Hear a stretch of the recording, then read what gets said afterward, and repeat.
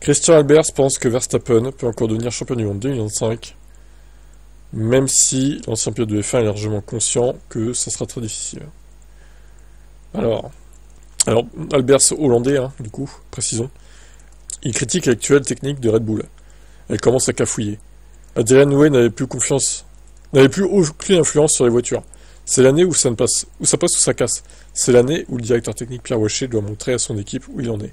J'ai l'impression quand je m'assois et que je regarde tout ça et que j'analyse Max, quand je vois à quel point il est rapide dans la phase finale, qu'il y a des possibilités.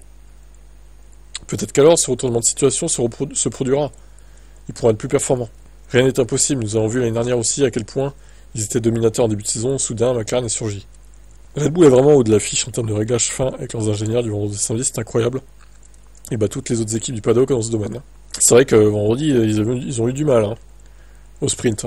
Bon après, surtout à la fin du sprint, mais il semblerait que la Red Bull marche mieux avec les pneus durs aussi. Parce qu'en fin de relais, elle était quand même compétitive par rapport à la concurrence, et il a même failli rattraper Russell à un moment donné, donc... bon. Après, encore une fois, difficile à dire vraiment où en est cette voiture, parce que Lawson, il est dans les derniers, donc... c'est compliqué quoi de la situer cette voiture, hein. Franchement, c'est quand même une anomalie, hein, cette équipe. Hein. Allez, ciao. Et Ralf Schumacher qui est certain que Tsunoda va remplacer Liam Lawson au Suzuka directement. Alors c'est l'endroit idéal pour le remplacer au Grand Prix du Japon.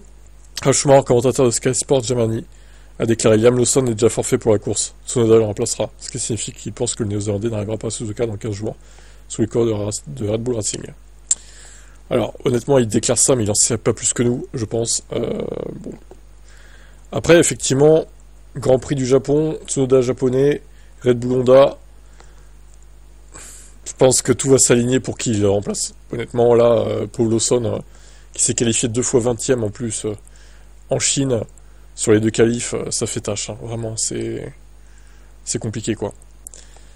Bon, après, il va pas être viré de la F1 non plus, Lawson. Il va rétrograder chez VCarb, comme à l'époque Kiat avait été rétrogradé, hein, chez Red Bull à Toro Rosso, en 2016, et c'est Verstappen qui avait pris sa place jusqu'à la fin de la saison.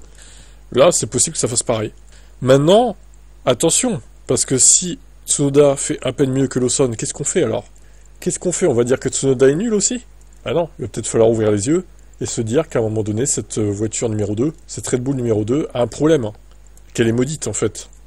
Donc, moi, je veux que Tsunoda remplace Lawson pour qu'on s'aperçoive de ça, en fait. Très clairement. Je pense pas que Lawson soit nul, hein. Parce que l'année dernière, il était plutôt bon hein, face à Tsunoda, justement. On verra bien ce qu'il décide. Lando Norris manque de confiance dans sa McLaren. Et pourtant, c'est la meilleure voiture actuelle, encore une fois. Hein. Moi, ça m'arrange, je préfère Piastri, mais bon. Je serais très content qu'en 2025, Piastri gagne le titre. Par contre, si Piastri gagne le titre avant Norris, ça va lui foutre un coup au moral. Hein. Je suis heureux si on considère à quel point mes derniers jours ont été mauvais et à combien j'ai du mal à me mettre à l'aise et à comprendre comment conduire cette voiture. Pour aller au rythme que j'avais aujourd'hui, qui je pense était très bon, c'était une bien meilleure course que ce que je pensais avoir. Dans cette voiture, j'étais pas du tout confiant et j'étais nerveux à l'idée de galérer tout autant, honnêtement. Mais je suis très satisfait de savoir à quel point je me suis amélioré du point de vue de la voiture, du point de vue de la conduite. Aujourd'hui, j'étais beaucoup plus fort. Alors je suis satisfait de savoir que j'ai des réponses à mes problèmes. L'actuel leader du championnat a ensuite poursuivi sur son équipe. Ce sont des choses que l'équipe saura probablement, et probablement personne d'autre, mais nous avons fait un bon nombre de changements. Des changements évidents pour essayer d'améliorer le train avant. Je peux tout simplement pas conduire une voiture sans avant. Je peux, mais j'ai du mal, et c'était trop souverain, tout simplement, la voiture ces derniers jours. Je peux pas maximiser l'ensemble de cette façon. On est encore en train de comprendre cette voiture et de connaître les limites. Comment en tirer le meilleur parti, mais j'ai l'impression que, surtout pour moi, sur les runs et même les cours, j'ai pas été aussi confiant que j'aurais voulu être. Et j'ai pas eu les sensations de la voiture dont j'ai besoin pour maximiser les performances. Moi, ce que je vous propose, au pire, Norris, tu vas chez Ferrari, et Lewis, il monte chez McLaren. En vrai de vrai, j'adorerais ce scénario, parce que je trouve que Lewis, ça matche pas trop avec Ferrari pour l'instant. Bon, après, c'est que le début de la saison, vous me direz, peut-être que ça va s'acclimater au fur et à mesure.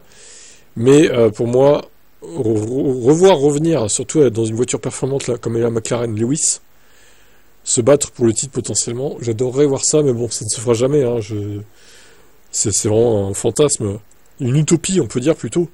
Mais moi, je préférerais voir finir sa carrière chez McLaren, là où il a débuté Lewis, plutôt que chez Ferrari, je vous le dis. Après, j'ai toujours préféré McLaren à Ferrari, hein, c'est pas un secret, mais bon. Ça ne se fera sûrement jamais, mais bon, c'est comme ça. En tout cas, Norris, pour l'instant, bon, bah, il est toujours en tête du championnat, mais c'est un peu fébrile, je trouve. À voir comment ça va évoluer. Horner répond aux rumeurs, donc, de remplacement de Lawson, qui serait potentiellement remplacé par Tsunoda au Japon. Liam est un excellent petit pilote. Un excellent petit pilote. Il sort les coudes et fait des courses difficiles, mais il a du mal en ce moment à trouver ses limites avec cette voiture et à en tirer le maximum. En tant qu'équipe, on cherche à le soutenir du mieux possible. Ah, j'ai déjà entendu ça pour Perez, hein, c'est le même discours. Hein.